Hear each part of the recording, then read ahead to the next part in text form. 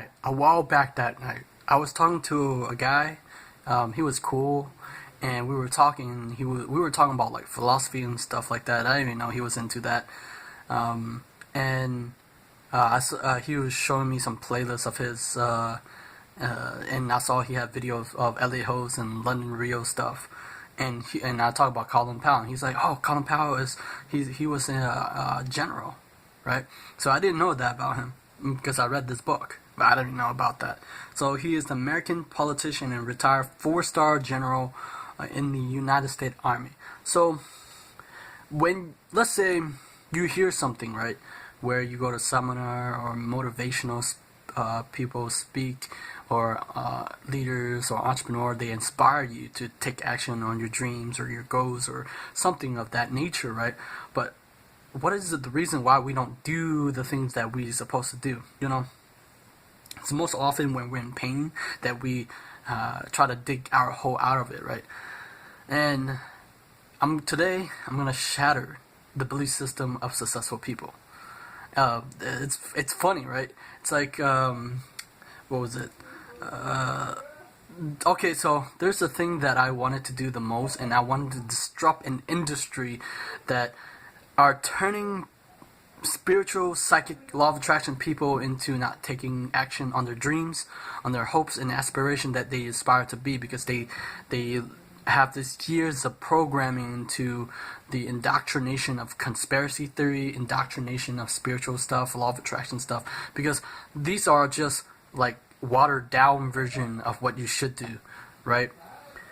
And the moment, when I was in pain, right, when, not physical pain, when I was angry, when I was frustrated, usually when the things that you read, or, well, the things that you need the most, when you pick up the book, you read it, but you don't, it inspire you, but you don't take it because you don't need it, not necessarily in that situation, but when in that time of desperate need, desperate measure, you need that information, then it becomes useful in your life. And as I climbed the ladder of success, and I get attracted to get more successful people, either to interview them to become my friend, and then they subscribe to my YouTube channel. And as I climbed the ladder, I noticed that one day, or well, I am now, but still, in one day, to challenge the belief system, challenge what they think, because there are things that I want to do, and to disrupt the thinking so they can do their dreams. Even myself too. It's not just for you, but it's also for myself, because this is a reminder for myself. Alright, so that day when I was challenged, there's this inside that book, it makes all sense, right? And so that day, when I was going head to head with the manager, and because he was trying to prove me wrong, and I was trying to listen, and I was telling him, no, you can't, I was trying to challenge him at his ideas, because he wanted to do his way, or their corporation way, and I wanted to do my way. And I was like, wait a second, that's like not right. You're supposed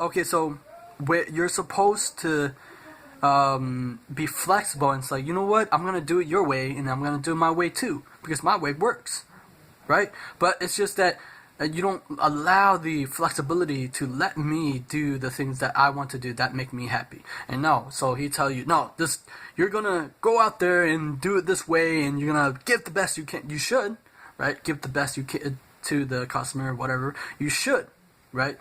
But that doesn't mean that I allow you to say that you're right while I'm wrong. Why can't I use your idea and I use my idea to incorporate that, make it better?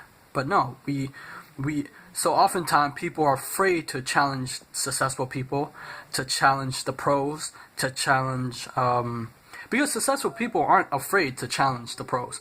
The successful people aren't afraid to challenge the ideas or the knowledge that other successful people have, right? Especially Evan Carmichael, he challenged other people's ideas. He challenged them.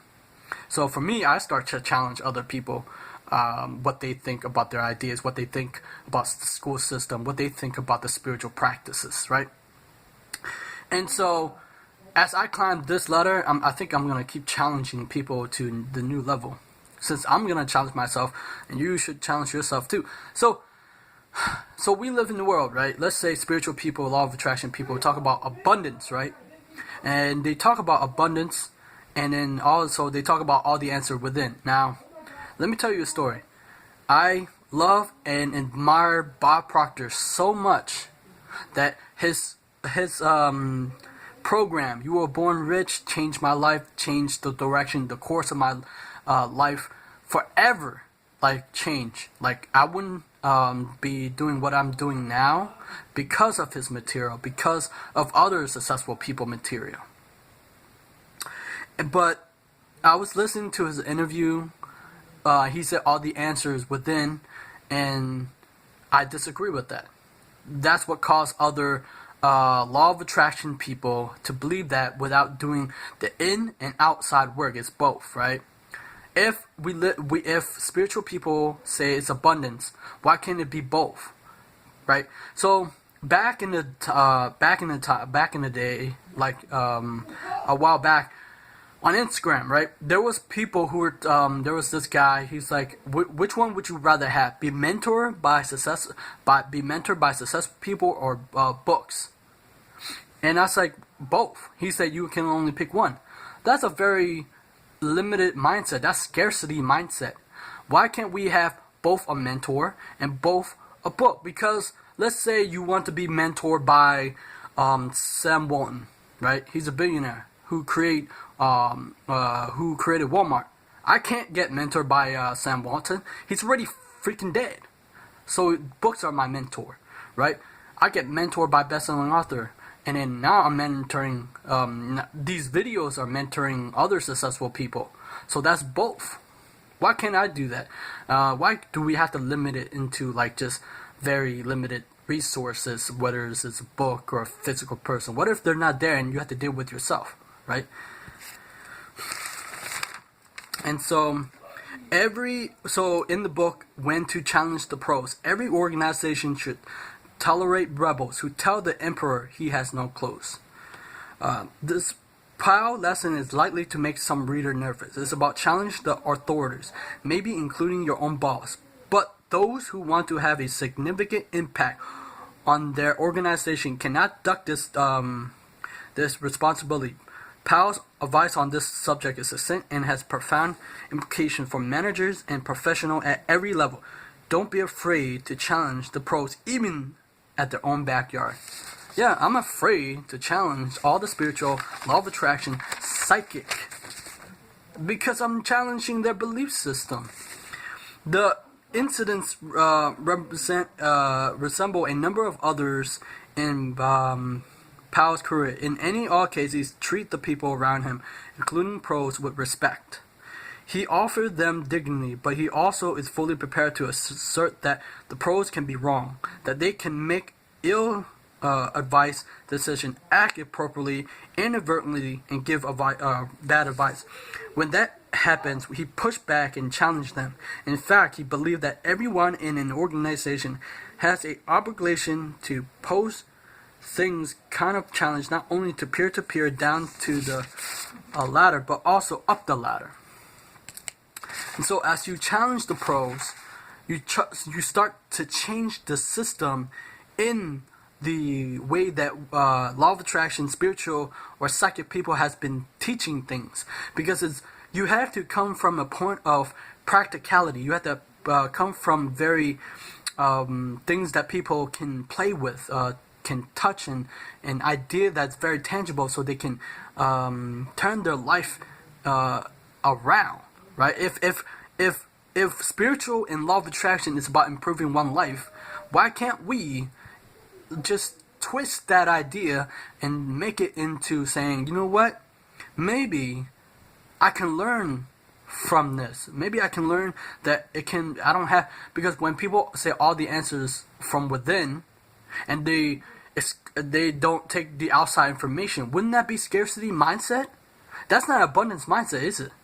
An abundance mindset that all the answers within and all the answers outside of them too, right? If people are let's say, this is the thing that I don't get, right? If people pay thousands of millions of thousands to get mentored by successful people who have gone before them, that's outside of them, isn't it?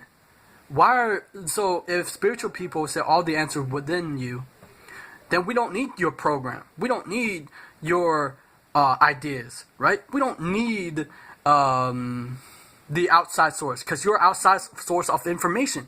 You have the